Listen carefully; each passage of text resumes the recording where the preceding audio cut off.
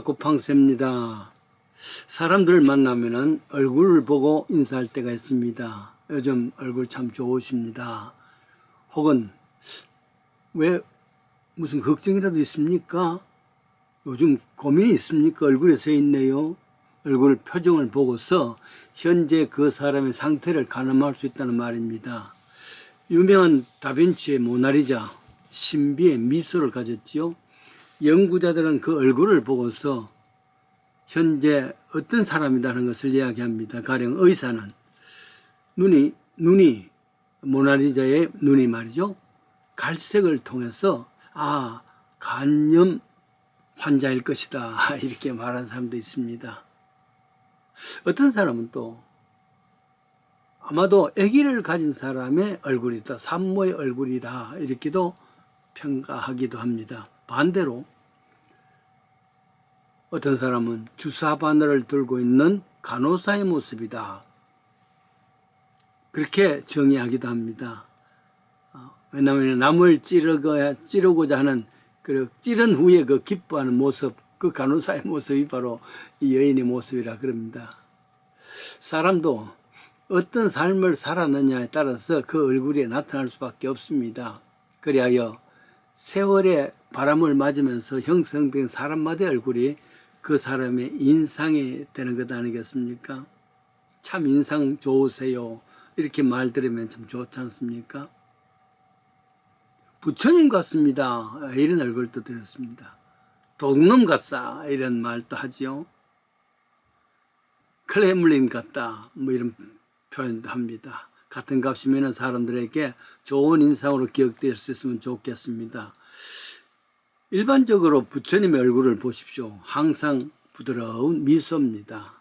물론 인간 시달타, 즉 붓다는 처음에 많은 고민을 가질 겁니다.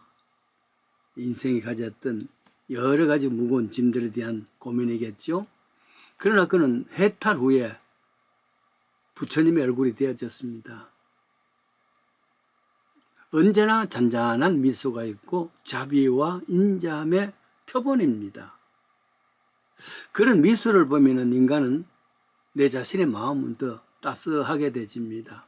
어두운 마음이 빛으로 다가오는 것입니다. 모쪼록 이 땅에 살면서 다른 사람에게 그런 부처님 같은 인상으로 대할 수 있다면 참 좋겠습니다. 저에게는 그러지 못하는 게 있습니다. 어려서부터 생겨난 미간에 주름이 있습니다. 이런 미간의 주름 같은 것은 다른 사람, 상대에게는 기분 좋을 리가 없습니다. 어떤 사람은 목사님 그거야 기도 많이 하다 보면은 미간이 찌푸려지게 되지요. 잘 말해주는 사람도 있습니다만 실제로 그렇지 못합니다. 그렇다고 해서 억지로 미소를 만들 수는 없습니다. 왜냐하면 내면의 마음 상태라는 것은 그 얼굴이 나타날 때는 억지로 되는 것이 아니지 않습니까? 부처님같이 자연스럽게 되어지는데 말이죠.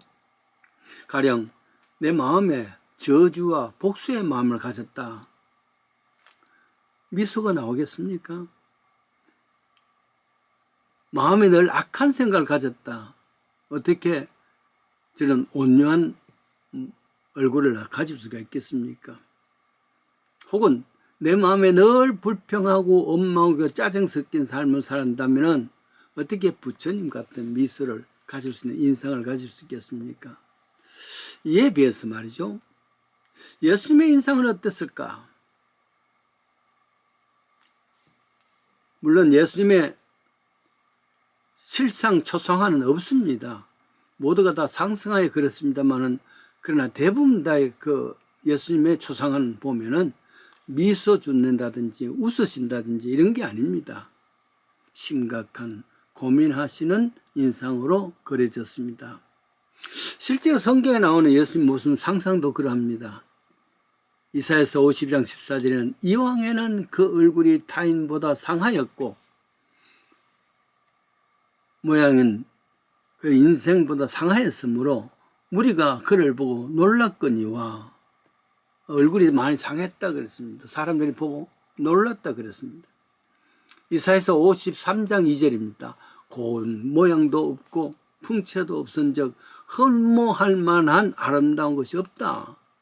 이사야서 50장 5절에 이어서 그가 찔림은 우리의 허물을 인하며 그가 상함 우리의 죄악을 인하고 그가 징계를 받음으로 우리가 평화를 얻고 그가 채찍을 맞음으로 우리가 나음을 얻었다. 이런 표현을 했습니다. 그의 삶이 찔림이고 상함이고 징계요 채찍 맞는 그런 사람이 그 미소가 지을 수 있을까? 아니죠. 예수님의 인생을 말하는 신약 성경에 소개하는 내용도 있습니다. 마태복음 26장 7절입니다. 고민하고 슬퍼하사 내 마음이 심히 고민하고 죽게 되었으니 이런 상황에서 미소를 지을 수 있겠습니까? 그는 완전한 인간이기도 했습니다. 그래서 고민하는 소크라테스보다는 웃으시는 부처님 인상이 훨씬 좋겠지만은 찬송가에도 예수님의 얼굴 모습을 이야기합니다. 145장에는 오 거룩하신 주님 그 상하신 머리 조롱과 욕에 사여서 가시관 쓰셨네. 아침 해처럼 밝던 주님의 얼굴이 고통과 치욕으로 창백해지셨네. 본래 얼굴은 아침에 뜨는 태양과 같았다 그랬습니다. 그러나 지금은 아닙니다. 창백하고 심각합니다. 미소를 거두는 그런 삶이 아니겠습니까? 아마도 부처님의 경우는 자신이 가진 무거운 인생의 짐들을 스스로 탈피하고 해탈했으니까 개인의 참선을 통해서 자아를 찾는 해탈의 경지에 도달하겠으니까 그 얼굴에는 미소와 기쁨이 넘칠 겁니다. 그뿐만 아니라 자비와 온유한 그 마음도 생겼을 줄 압니다. 그러나 우리 주님의 문제는 그 무거운 인생고 자신의 짐만이 아닙니다.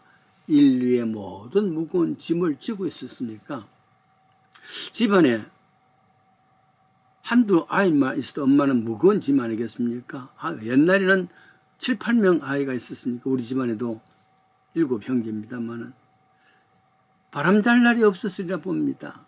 이런 상황에서 온화하고 미소를 인지한 인생을 취하는 어머니, 아버지 참 어렵습니다. 한때 예수님께서는 온 인류의 죽음이라는 죄의 문제를 안고 계시니 그 끔찍한 십자가의 고난을 기대하고 계시니 생각하면 온유함도 온화함도 그 미소를 가질 수가 없으리라 그렇게 생각합니다. 얼마나 심각했던지 할 수만 있으면 일단은 이 산을 내게서 멀리하옵소서 고민했지 않습니까? 히브리서 5장 7절에는 예수님께서 마지막 겟세마네 동산에 기도했을 때 심한 통곡과 눈물로서 그래 기도했습니다.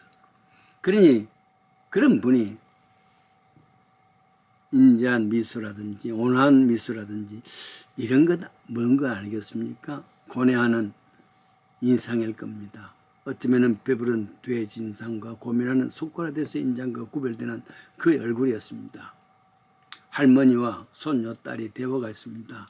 할머니, 우리 엄마는 어떻게 돌아가셨어요? 그래, 너희 엄마가 몹시 몸이 약했지. 그런데 덜컥 너를 잉태했단다. 의사 선생님은 뱃속에 아이를 태어나게 하면 산모가 엄마가 죽습니다. 엄마를 살리려면 뱃속의 아이를 포기해야 됩니다. 하는 조언을 듣고 엄마는 망설임 없이 제가 희생하더라도 아가는 살려주십시오. 간절히 요청을 했고 그래서 태어난 아이가 바로 너야.